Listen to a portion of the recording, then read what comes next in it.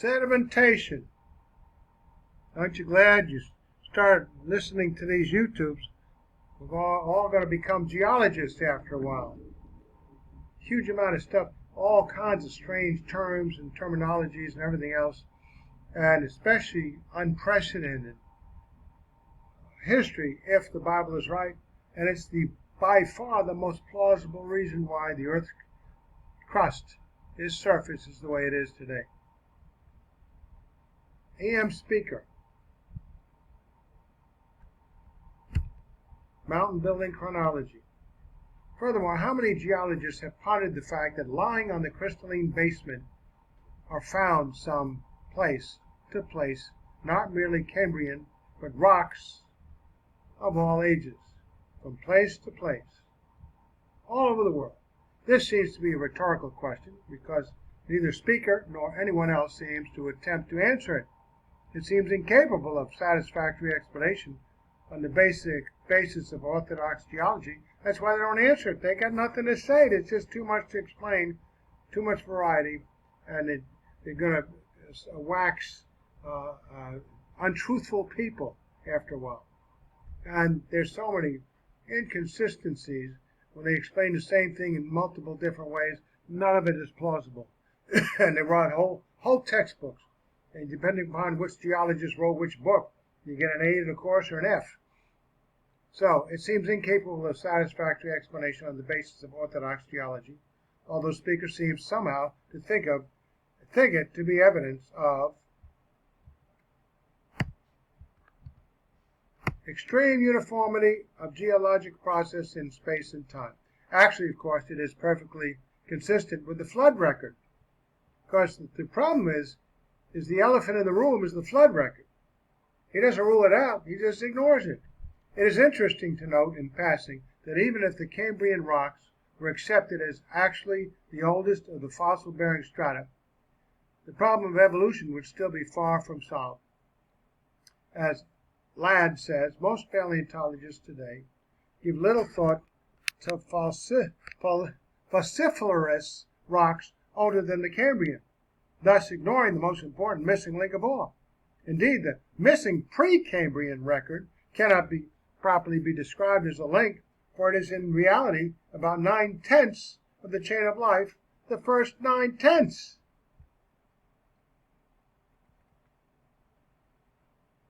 H.S. Ladd. Similarly, T.N. George says, granted an evolutionary origin of the main groups of animals, and not an act of special creation, the absence of any record whatsoever of a single member of any of the phyla in the pre-Cambrian rocks remains as inexplicable on orthodox grounds as it was to Darwin. I don't know. Okay, you ought to write a book. I don't know. All of these biblical inferences from the flood record are clearly supported in at least a general way by the actual records of the rocks. Almost all of the sedimentary rocks of the earth, which are the ones containing fossils and from which the supposed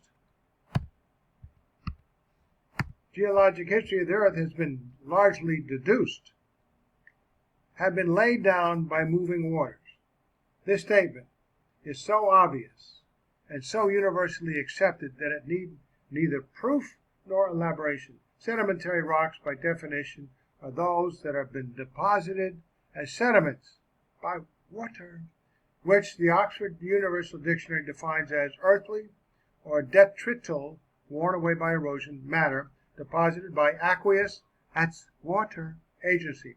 Obviously, these great masses of sediments must first have been eroded from some previous location, transported, and then deposited, perhaps, of course, more than once, which we've already discussed.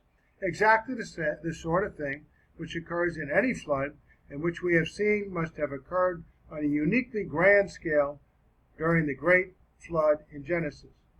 So everybody thinks of how fictional the flood account is in the Bible, how it explains everything that the scientists have in their textbooks. Because the textbooks use a whole lot more room and a whole lot more words to say basically something illogical and nothing. Dr. Don Patton, wonderful tapes. People say that the Earth just looks old when you see all of these bedded geological structures, and everybody knows that it takes millions and millions of years to form the fossils in all of those layers, and so it has to be old. But invariably, we will find that all of those geologic processes are extremely rapid in spite of what's taught in many of the textbooks. For example, the standard for how long it takes to form a limestone is 2,700 years to form a foot of limestone back in the so-called Paleozoic, and at least 2,400 years back in the so-called Cenozoic. And wow, how we get these times. And so if that's the case, and we've got many thousands of feet of limestone, then obviously the Earth is very old. But where do these conclusions come from? Obviously, no one watched for 2,700 years to see a foot of limestone form. And what we actually find is that this is based on the first assumption that the Earth is old. Assuming the age of a particular formation, then they divide the age into the rocks. Then they come up with so many feet per thousands of years, and so it is the assumption that determines the rate, the sedimentation rate, not observation. How do you make something sure as being scientific? Observability, repeatability, falsifiability, none of which are used here. But we look at the strata, and those who study stratigraphy know that it has to be formed slowly. Yeah, really. The rocks look like they look. They took that long to form. Oh, no. That's really the opposite of the truth. Consider the statement in the book, Principles of Stratigraphy. Put an R in there. By Dunbar and Rogers, one of the leading textbooks used in colleges across the country to study stratigraphy?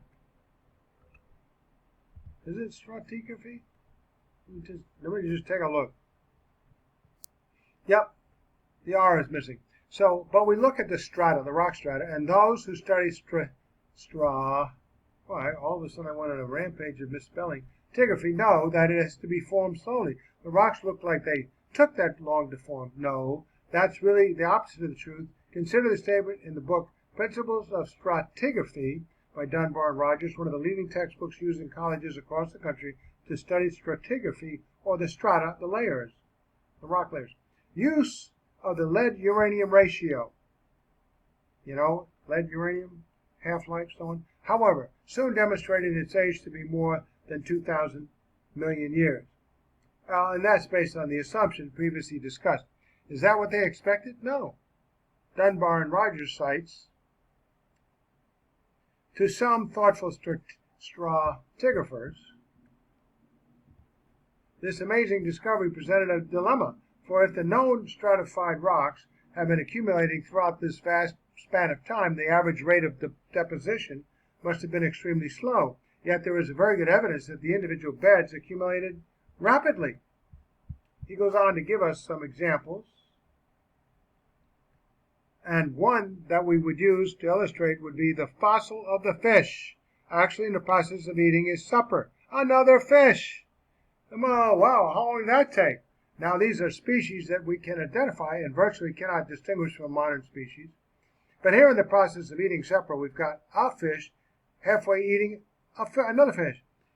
Now, when you look at that and try to imagine it forming at the rate of 2,700 years per foot, I think you can see that's absurd. I know some people who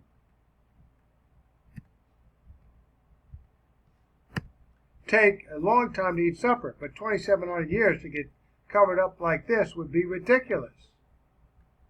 That indicates that this formed rapidly.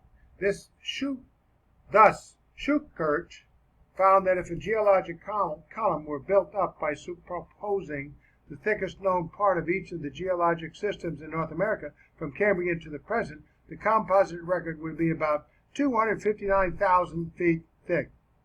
Wow.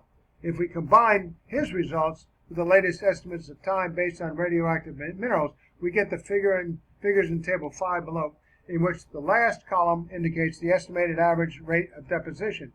Abundant fossil shells likewise indicate rapid burial. For if shells are long exposed on the seafloor, they suffer abrasion or corrosion and are overgrown by sessile organisms or perforated by boring animals. At the rate of deposition postulated by Spieker, 1,000 years, more or less, would have been required to bury a shell 5 inches in diameter. With very local exceptions, fossil shells show no evidence of such long exposure. So you look at the strata and the rock and the fossils in it, and you see indications of rapidity. For example, we look at the fossil fern and we notice the minute detail. This fossil hasn't had time to wilt. How long does it take a fern to wilt? Obviously, this rock formed rapidly, even before the fern wilted. We look at the dragonfly encased in the limestone, and the minute detail is obvious. The three-dimensional effect and the salt parts of the body were preserved. When you see very minute creatures with detail preserved in the limestone, then it is obvious these things can happen slowly. What do students of geology do when their teachers teach this nonsense? I was speaking to a high school group not long ago, and I raised the question, how do fossils form? And one of the fellows stood up in the back and said, well, a fish dies, or a shrimp, he falls to the bottom of the ocean, and over millions of years a rock grows around him. And I smiled and thought a minute, how many of you have ever seen a rock grow? Well, rocks don't grow, they deteriorate. We see them coming apart, don't we? And obviously, when we see animals like this preserved in the limestone, it is impossible to conceive of this kind of fossil not forming rapidly. We just think about it. Wives put shrimp in the refrigerator and they'll stay there for about 30 or 40 years. Oh, we know better than that. Maybe a day or two, a week, and you're in trouble, aren't you? And yet this fossil is preserved perfectly and beautifully in the limestone. And we see abundant evidence of that. The mosquito preserved in the limestone. What would you do? What would do that? Limestone forming at 2,700 years a foot. Or something like concrete hardening, because basically overnight would have to be the explanation for something like this, wouldn't it? There is absolutely no way to explain it otherwise. The evidence of the strata is of rapid burial. Looking again to the book, Principles of Stratigraphy. Boy, I went on a rampage here, by Dunbar and Rogers. They say internal evidence in the strata, however, belies these estimates. Yep, that is, the long thousands of years. Now, they believe it took that long, but they say you look at the evidence and it says that it really doesn't go together. So they even call themselves a liar, and then people keep buying the textbook.